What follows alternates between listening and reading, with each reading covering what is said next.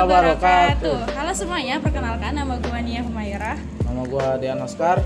Halo semuanya, kita di kali ini di podcast Ngopi Politik. Tema kita ngobrol santai tapi tajam soal isu-isu politik di Indonesia. Dan hari ini kita bakal ngebahas satu topik yang cukup serius tapi masih relate banget, politik identitas di Indonesia, khususnya pas lagi pemilu. Jadi kita nggak sendirian, udah hadir dua tamu keren, Naura, pengamat politik, dan Adrian, aktivis demokrasi. Halo semuanya, namaku Naura. Dan nama gue di sini Adrian. Dan gue juga bisa senang ikut ngobrol di sini. Oke, untuk Naura langsung saja ya. Mungkin bisa dijelaskan dulu nih, sebenarnya politik identitas tuh apa sih? Kenapa jadi masalah di Indonesia? Jadi gini nih ya, politik identitas itu ketika politik dipakai buat mengangkat identitas kelompok kayak agama, suku, atau ras buat ngedapetin dukungan dari masyarakat. Nah, di Indonesia tuh banyak banget dan juga rawan banget di politisasi ini, terutama pas pemilu.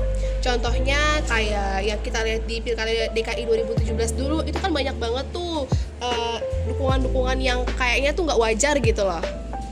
Oh iya ya, yang rame banget itu ya? Bener, itu salah satu contoh paling nyata. Kayak identitas agama waktu itu dipakai buat ngelawan salah satu calon. Efeknya gimana?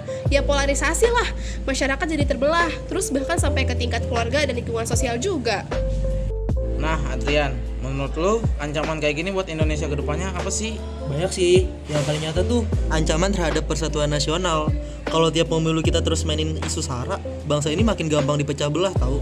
Belum lagi kalau ada aktor luar yang manfaatin polarisasi ini buat kepentingan mereka.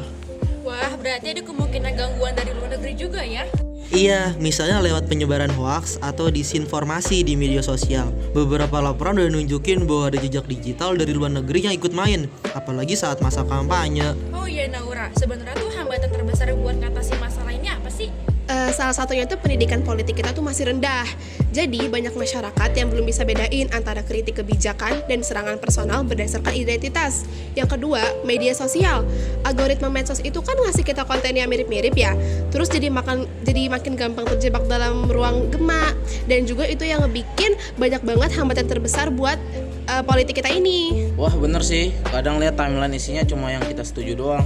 Nah, itu bahayanya. Informasi jadi nggak seimbang dan kita gampang banget percaya sama narasi yang sebenarnya itu manipulatif. Kalau gitu solusinya gimana nih Adrian? Yang pertama jelas, itu ada pertama yaitu edukasi politik dari tingkat paling bawah, dari sekolah, komunitas sampai ke dunia digital. Kedua, partai politik juga harus lebih bertanggung jawab.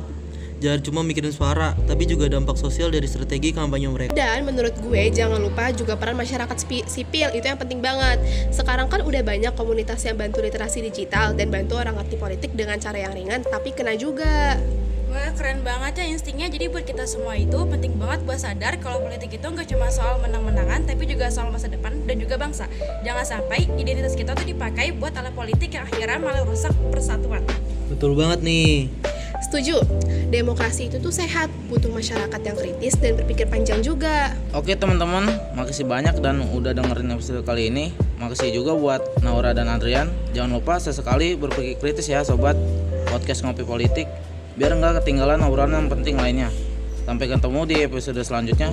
Dan ingat, berpikir kritis itu keren. Makasih. Oke, thank you guys.